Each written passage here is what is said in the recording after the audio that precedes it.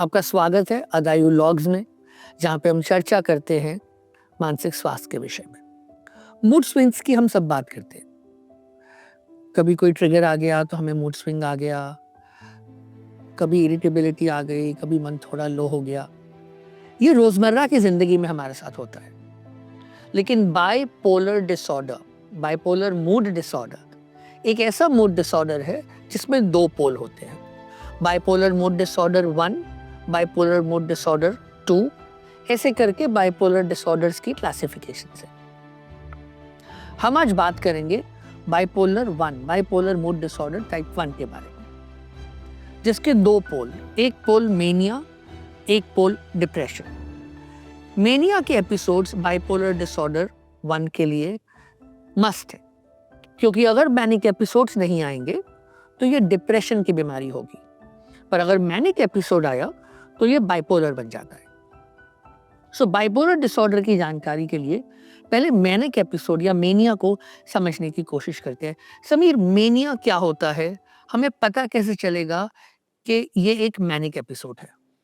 जो manic episode है, इसमें एक व्यक्ति के मन में जो एक्साइटमेंट आता है, उसमें उनको बहुत अच्छा फील होता है, बहुत एक्साइटमेंट फील होता है, और जो उनका यूजुअल रेंज है जितने में वो रहते हैं उससे कहीं ज़्यादा चले जाते हैं।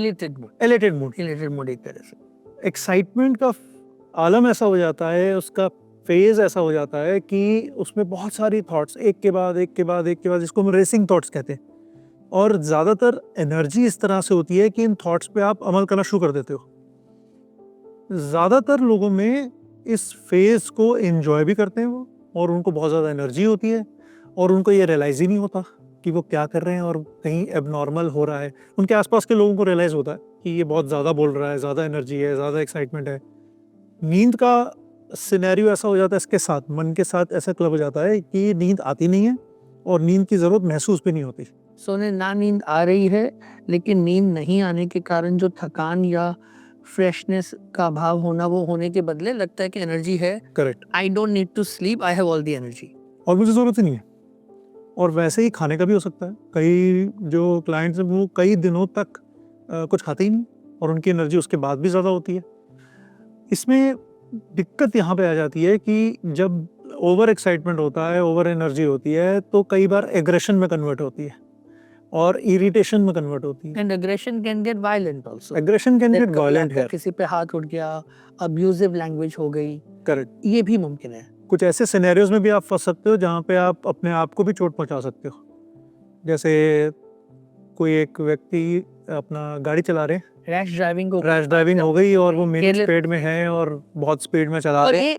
ये risk behaviour can also sometimes happen financially, right? That आप एक बहुत बड़ा पैसे किसी को दे दिए, या आपने एक ऐसा एक्सपेंडिचर कर लिया जो बियॉन्ड योर कैपेसिटी है, और आपने वो किया, पर आपको उस समय वो फील नहीं आया और आपको लगता है कि मैं सब कुछ बांट दूं, मैं कुछ भी आप कर सकते हो, तो उस तरह की बात भी होती है। Leading to judgement failure.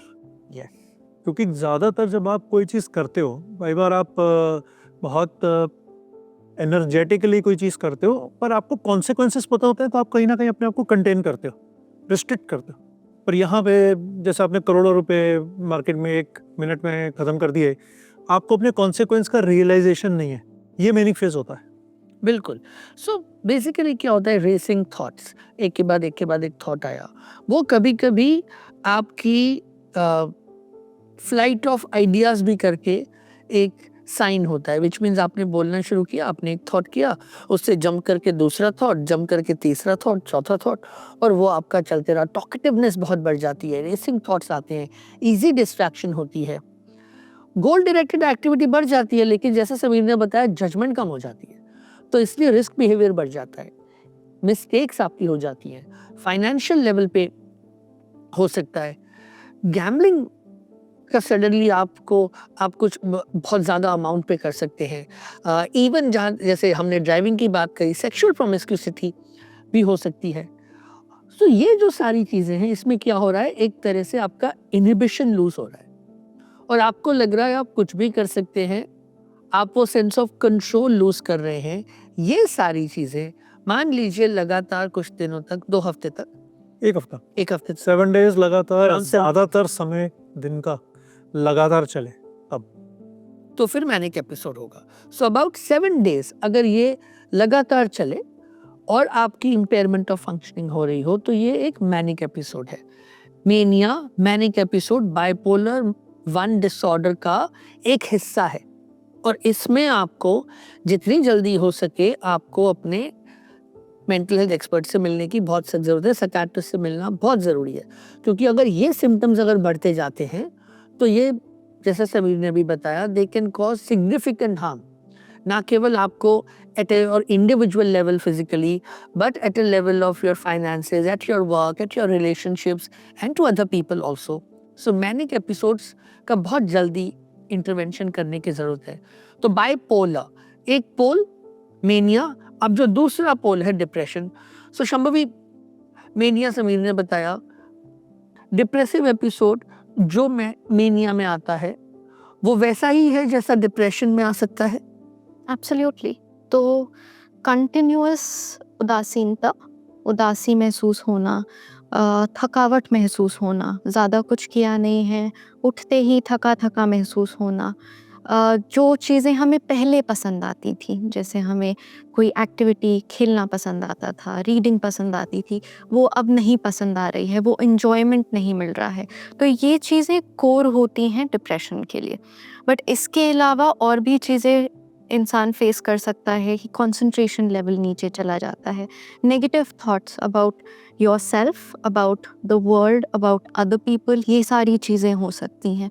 और एक बहुत इम्पॉर्टेंट फैक्टर है जो सुसाइडैलिटी से रिलेटेड है, तो सुसाइडल आइडिएशंस भी इसमें आ सकते हैं।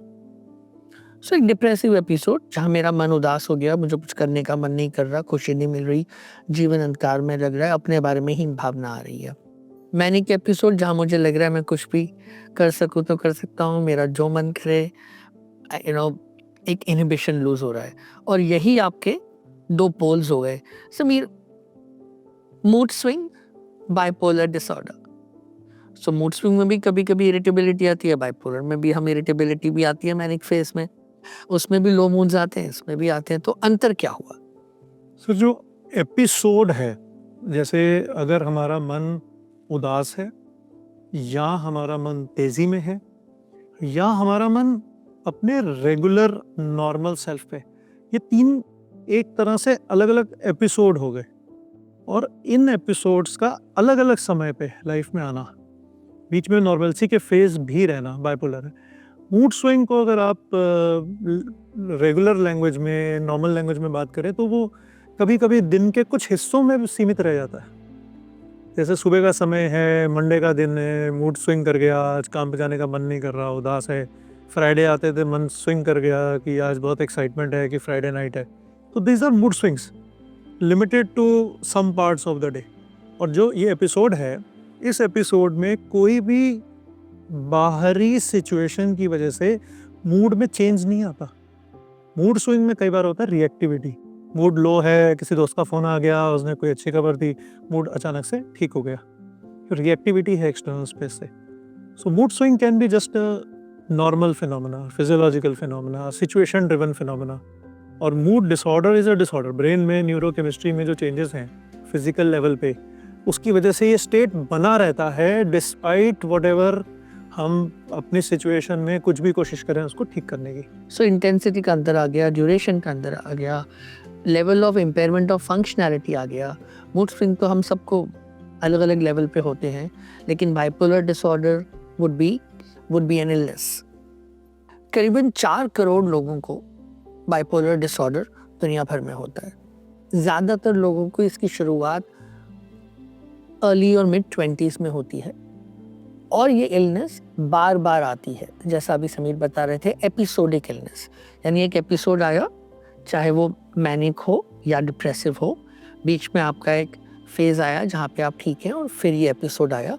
इस तरह से टिपिकली बाइपोलर डिसऑर्डर देखा जाता है। बाइपोलर डिसऑर्डर बच्चों में भी हो सकता है, अडल्ट्स में भी होता है।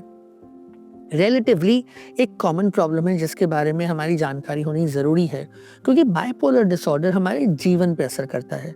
सो अगर हम बाइपोलर 1 डिसऑर्डर के इम्पैक्ट की बात करें तो उसमें रिलेशनशिप्स में बहुत स्ट्रेन आ सकता है कि दूसरे इंसान को नहीं समझ में आएगा कि जो मूड फ्लक्चुएशंस हो रहे हैं, जो ये पर्टिकुलर एपिसोड हो रहा है मेनिया का, जिस तरह का बिहेवियर उसमें डिपिक्ट हो रहा है, वो क्यों हो रहा है। तो रिलेशनशिप स्ट्रेन हो सकते हैं, आपके रेगुलर जो एक्टिविटीज़ हैं वो इम्पेयर होंगी, उसमें दिक्कत आएगी।